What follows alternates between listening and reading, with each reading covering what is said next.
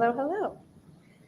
Oscar, thank you so much for joining us. Everyone, welcome to Founder Stories by Relay Commerce. Today we are meeting with Oscar from the CEO and founder of Remy. Oscar, you and I have been working together for quite some time now, so I'm excited to sit down and chat with you under this capacity, which would be great. We're here in terms of talking about founder stories, so I would love to hear a little bit about how Remy got started. Absolutely. Well, first, thank you for the opportunity to chat today. The Remy story is a long one. We've been around now for 6 years, but the founding short story is pretty short and simple. I grind my teeth like 1/3 of US adults and was faced with the same choice that pretty much everybody in that category, 100 million people, face, which is I was told by my dentist that I could pay $500 for a custom night guard, or I could go get a $5 football guard from Walmart. I tried both. The dentist guard was a different product. I don't even want to say night and day, just completely different. And so I continued to shell out $500 for night guards every time I broke one, or more frequently lost one. And it was probably my 10th, I'm embarrassed to say, night guard within a good handful of years. And I said, God, there's got to be a better way. And at that point in my career, I was an early stage VC investor. We had a portfolio of consumer products. And I realized that this was the classic VC opportunity where there wasn't a direct-to-consumer brand. There wasn't a company that was really serving the consumer. And the competition, if you will, was every mom and pop dentist out there in the country. So I quit my job, which was a scary thing because it was a great job, and started Remy in my apartment in San Francisco. And the premise is really very simple. People need night guards, and they need them at an affordable price, and they need it to be convenient enough where it's not a hassle in their life. And so what we do is we allow you to skip the trip to the dentist and the appointment and waiting in the waiting room with the clipboard and coming back 2 weeks later to pick up your night guard by doing everything from home. So you go on our website, you order a night guard, we ship you an impression kit. You take that impression at home. We can hold your hand through the process. We have dentists on call on Zoom all the time if you'd like to do a one-on-one session with them, or you can do it just by reading the instructions and watching the video. We're now the first and only at-home impression kit that has been cleared by the FDA and clinically tested, proven to be as effective as taking an impression at a dentist's office. And then you return that impression kit to us with the included return label. Our lab here in Las Vegas produces the best custom night guard on the market for you. We actually include 2 in every order, so you've always got a backup ready to go. And then we ship it to you, the consumer. And because we've cut out the dentist trip, what we've been able to do is deliver to you, the customer, a night guard at the price that the dentist would pay, not at the price that the dentist charges you. And so instead of it being $500 for one night guard, it's $100 for 2 night guards. And because we're able to save that impression on file, every time you need a replacement, instead of going back to the dentist, you click a button on our website and 2 new night guards show up in your mailbox a few days later. So that's really the founding story. That's what we do. We've now become the largest direct-to-consumer night guard company in the country. We've established a brand that consumers trust and have thousands of reviews online. But it really all started with a simple pain point, which is I needed an affordable and convenient night guard option for myself, and has grown into a business that now does that for hundreds of thousands of people across the country. Less trips to the dentist's office. You are fighting the good fight. Thank you so much for doing so, Oscar. There's a couple things. The fact that a dentist looked at you and said you could wear a football night guard while you sleep must have been laughable in that moment. Laughing at straws. Yeah, exactly. I commend your thoughtful approach to making sure that there's other options available out there. And you made that all sound very smooth, seamless, and easy, but I imagine in the early days, where was it, the concept of having to actually take a mold, right, and an impression or something like that must have been a pretty big hurdle in your mind in terms of setting up this concept, yeah?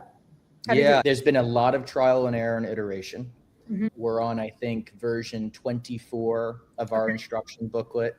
We have refined and revised the customer experience so many times we could never count. The customer experience for me has been the most important part of this, because I came into this in the customer mindset of I need something for myself. And so actually our first hire was somebody to help answer support tickets, because in the early days I was doing all that myself. And our second hire was our first real executive, our head of customer experience. And 6 years later now, he's still with us. I'm having lunch with him later today after this. And our focus really has been the customer experience. And that what has been refined and polished over these last 6 years the most, of just how do you interact with the kit? How does the kit make it as easy as possible for you? Email tracking, so you know where your night guard is in the stages of production in our facility, constant communication, submitting photos of your impressions to make sure we've got them right before they get sent back to us. So by the time you send something back to us, we're 100% certain that it's going to be a high quality product as the end result. There's been a lot of iteration on that side. And so when we read the 5-star reviews and get love letter emails from our customers, it really is a reflection of the obsession over the customer experience that has, I think, separated us from other brands on the market, but also, frankly, has made this, I believe, a more pleasant experience even than going to a dentist that you may know for many years and trust, because there's just so much follow-up and support afterwards. If your night guard that you get from a dentist's office doesn't fit, you make an appointment, you go back in, you get it adjusted. If it still doesn't fit, you do it again. How many people go in for a third or fourth time? At a certain point, folks give up, and so they either deal with it or they don't use it, which is a real shame for what you pay. For us, we have a perfect fit guarantee. If you don't love it, we'll keep working with you until you do. And because you're doing it from the comfort of your sofa, people ensure that they get what they love. Now, most people don't ever use that guarantee, because at this point we've pretty much perfected the process. But if your concern is, how do I make sure that this is a product that I love, that's a point that we have addressed. On the note of the customer experience, obviously this pain point is near and dear to you. It's something you've experienced. So you have that firsthand knowledge of what the customer is actually experiencing.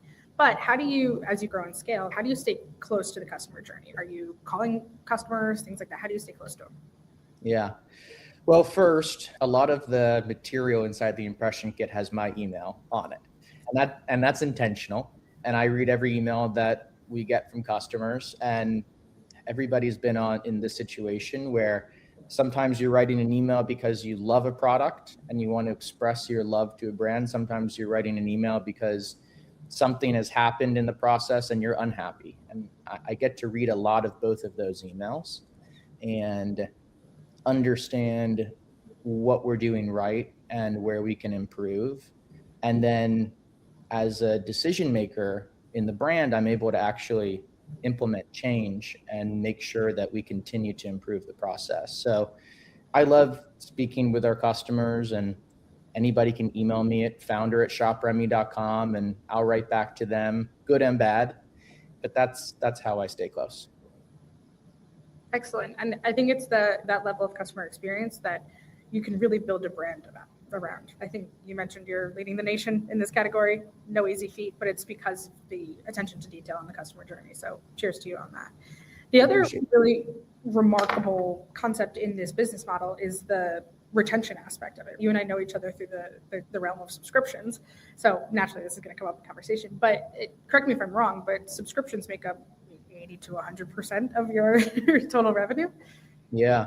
The subscription component is really important to our business. That's where we've built enterprise value. That when you evaluate the company, our value, what we've built, it's the long-term relationships, the subscription relationships with our customers. And you're right that the majority of our customers opt into the Remy Club subscription. And you're also right that the retention on those subscriptions are extremely high. Now, part of it I'd love to take credit for, of having a great customer experience. Part of it is structural because of the category and the product that we sell. Grinding your teeth, bruxism, or having jaw issues, TMJ, TMD, those are chronic conditions. They can ebb and flow throughout your life, but most likely if you grind your teeth today, you'll grind your teeth 10 years from now as well. And traditionally, night guards were sold as a one-time purchase. You go to your dentist, you pay $500, you walk away, and you got to make that thing last as long as you can because you just spent $500 and you don't want to go back to the dentist to get another. For us, because we've made the guards so much more affordable, consumers are able to think about it as a consumable good. In the same way that we change the razors on our razor, the heads on our electric toothbrush, because the night guards are in your mouth, being ground down between your teeth or clenched in your jaw for 8 hours every night, every single night. And so historically, the way the dentists have gotten around this is they've made their guards extra thick, which does make them last longer. It also makes them substantially less comfortable. And so we haven't taken that approach. And we've said instead, we'll make it so easy to get replacements and we'll make it so affordable to get replacements. With the Remy Club, you're getting 2 replacement night guards for $89. We're approaching that football guard price at a certain point that folks can wear the guards for 6 months or a year. And when they've worn out or you've lost them or they've gotten really gross, then new ones show up on your door. And so the retention, it's not a month-to-month subscription. Our default is every 6 months, but there's flexibility. We have customers who order every 3. We have customers who order every 12 or 18. The ability to pause and skip and cancel anytime makes the club really attractive. And the fact that there's no membership fee to the club, it is only positive because if you use it, it allows you discounts on future orders. It has really resonated with our customer base. And so the retention is very high. And if you take care of your customers and you give them advance notice before you charge their credit card and you take care of issues as they come up, they'll stick with you. Our LTV is hard to calculate because our churn is so low. Sometimes I look at it and I say, is this right? Because when you've retained 85+% of every subscriber you've signed up with over the last 6 years, that builds a subscription base that becomes really meaningful. The notion of the Remy Club is really interesting to me. Was that something that you launched with or you evolved into? Like a lot of people will approach subscriptions with just like the fact that there's a cost savings associated with it and there's a convenience. You went the extra mile to put in additional perks to a more of a membership-like program. Yeah, it wasn't something we immediately launched with. It was something we did very shortly after launch because our customers were essentially telling us that's what they wanted and needed. We had plenty of customers, including myself, in the first 6 months of Remy that lost their night guard. And we said, oh, okay, well, we'll send you another impression kit and you can take your impressions again. And then obviously, because we're starting from the beginning, it'll be full price. And they said, well, I just sent you the impressions a couple months ago. Are you sure you don't have them still? And so we started saving the impressions first physically, and then later when we were filling up a huge warehouse, we went digital and 3D scan them all. But essentially our customers' pain point and then their desire to have us fix that for them is what led to the club. The club itself has evolved a little bit over the years. You're right. Now through Smarter's Portal, we have a loyalty program where folks earn loyalty points when they reorder and they can use that for some of our accessories. We have ultrasonic cleaners now that help you keep your night guards clean. We've started selling retainers. The retainers can be used with whitening gel and whitening foam. So there's all these complementary products now that we sell around these main hero products that you can earn through continuing to be a loyal subscriber. On the note of these additional products, and you have, to your point, like an incredible LTV, really low churn. I think when you approach something like the concept of subscription revenue, there's a lot of different levers in how you can approach that. So where is your focus today? Obviously, outside of the customer experience. But. Yeah.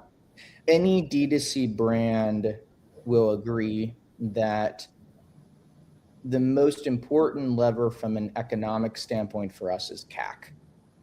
And we're fortunate our CAC is modest, which allows us to do well on that first order, dream in the D2C e-commerce world. But nonetheless, it is still a substantial investment. And so if we're going to invest to acquire a customer, it's important for us not just that we have an initial AOV that supports that cost on first order and allows us to be profitable on first order, but we then want to take advantage of that again down the road. And so a lot of what we've been focusing on this side of the business over the last 6 to 12 months is how do we make sure that our existing customers and subscribers really know and understand our other products in our portfolio that are all complementary because they all work together. And what we found is that many did not, because as consumers, our inboxes are clogged up with marketing emails. It's so hard to stand out with marketing emails. I question sometimes if it's even worth trying. But what does stand out is when a brand builds a one-on-one, human-to-human relationship with a customer. And so what we started to do is hire relationship managers, which is almost a crazy concept when you think about a $100 price point product and you think about a night guard, which isn't, we're not selling a Rolls Royce here, but we've hired these relationship managers, which essentially act as sales agents, and they have a book of business. They have customers in our portfolio, and they build relationships with those customers and help educate those customers over time about our other products and about our refer a friend program and about how to take advantage of promotions. And so that has helped us dramatically increase the percentage of Remy customers that own more than one product from us now. Phenomenal. Relationship managers, something I'd see in a B2B playbook very often, but not so much in D2C. So that's such a great approach to it. And I think you also just have this inherent trust. If I go back to what you said earlier, in terms of your customers are expecting you to like hold on to their dental records at this point. They want you to know them inside and out. So it only makes sense that would be an organic fit. And going back to the concept of CAC, I imagine you've seen success in certain channels more so over than others. What sort of channels are you looking at right now? What might we be testing this quarter? Yeah, we do very well on Google. The customers are high intent.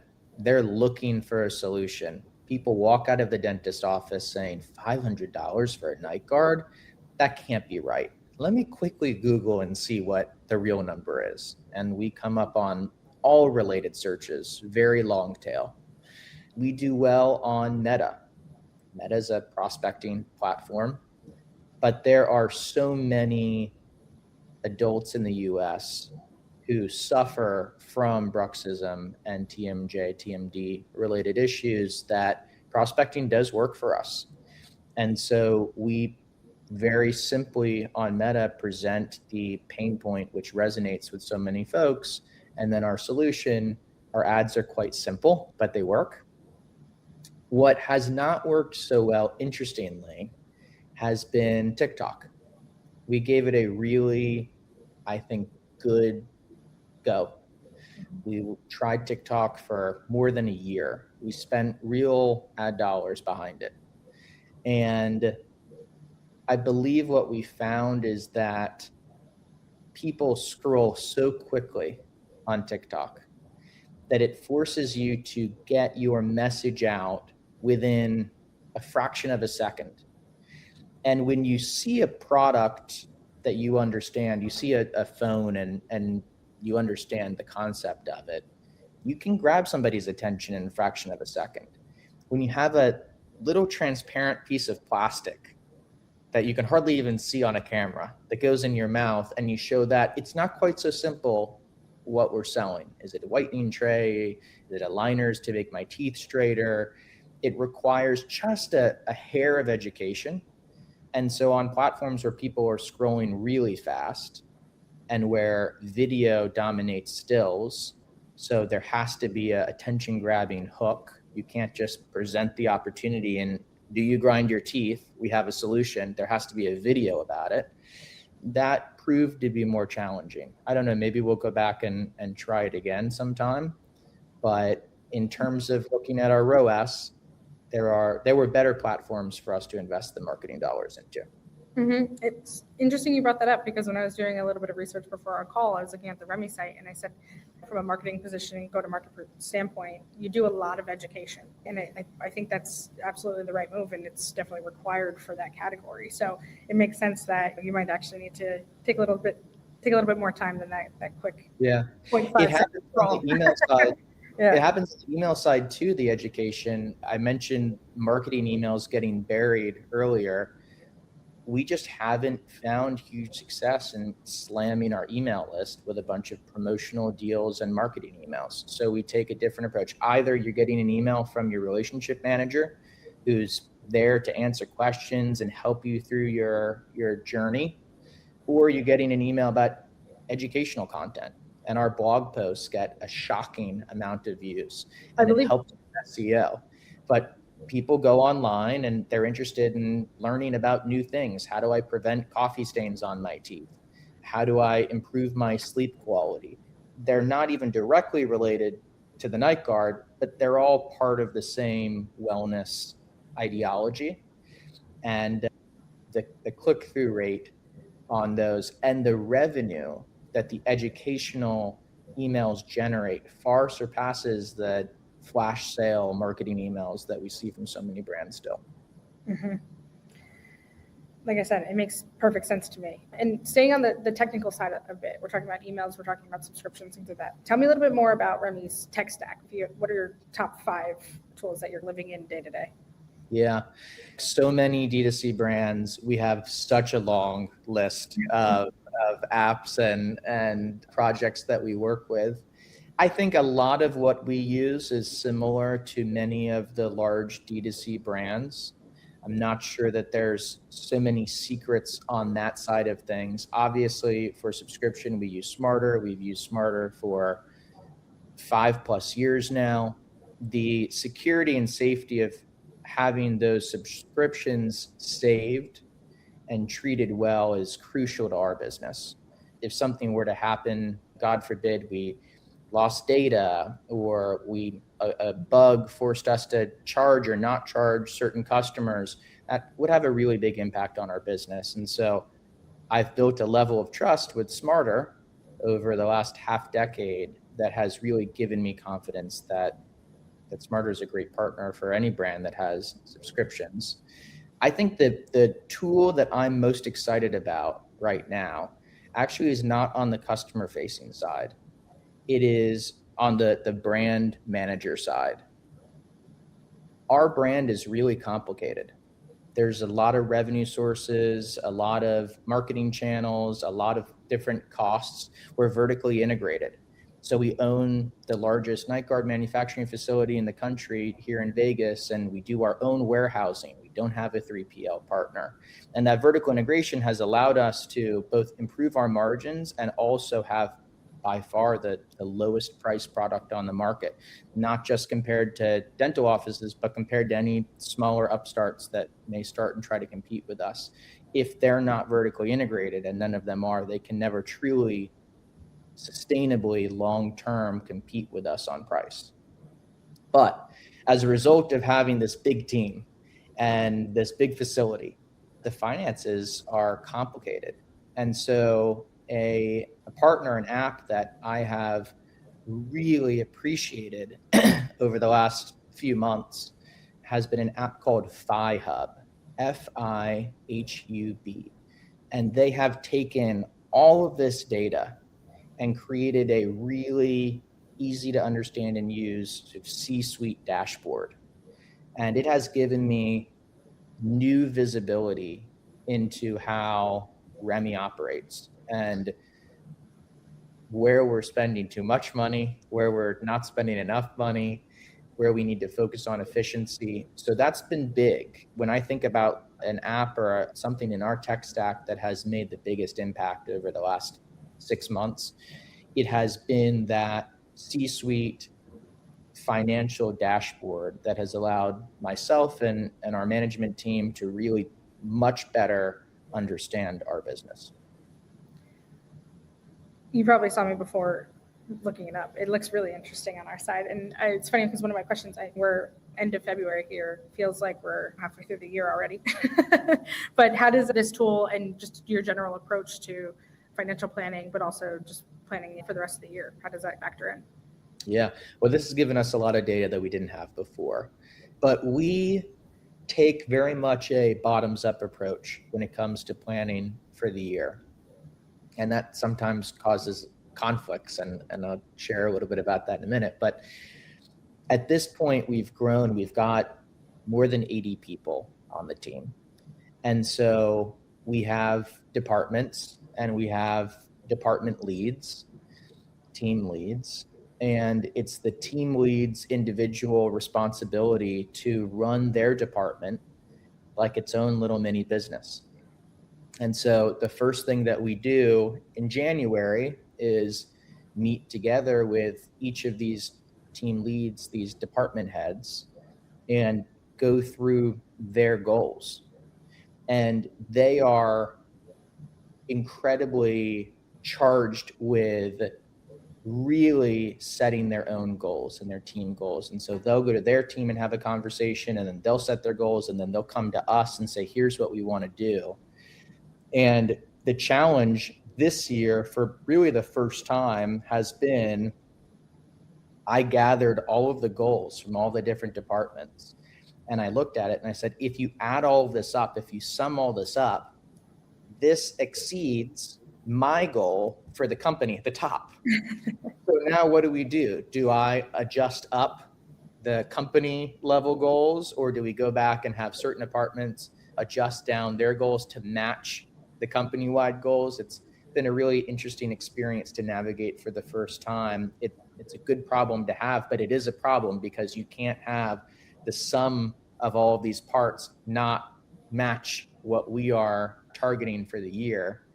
So that's been interesting. And FiHub has been helpful with that, but also that's just a lot of conversations of understanding how every department head arrived at every number in their goals to understand, is it me who didn't set high enough goals on a company-wide level and needs to readjust?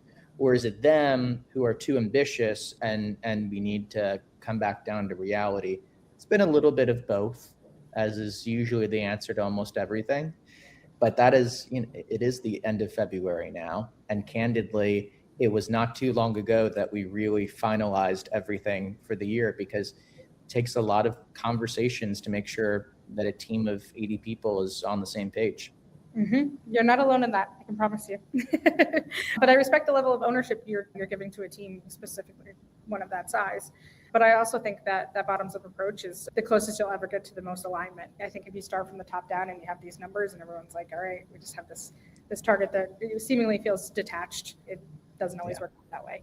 So cheers to you for that. Oscar, I could do this all day, so I think I've taken up plenty of your time. Anything else that we didn't get to cover today that maybe we should have? Likewise, we could speak all day long, and I've really enjoyed this, so thank you for having me. For any of the listeners out there that grind their teeth at night, and certainly the founder set that is likely to listen to this fits very well into our demographic of high stress, high anxiety, potential teeth grinders. I hope that you'll check us out. And likewise, a quick shout out here at the end. We're having this conversation because I'm a smarter client. I'm a really happy, smarter client. And so if you're listening to this and you're on the fence, I'd recommend that you give it a go. Thank you so much, Oscar. This has been a pleasure. Thank you.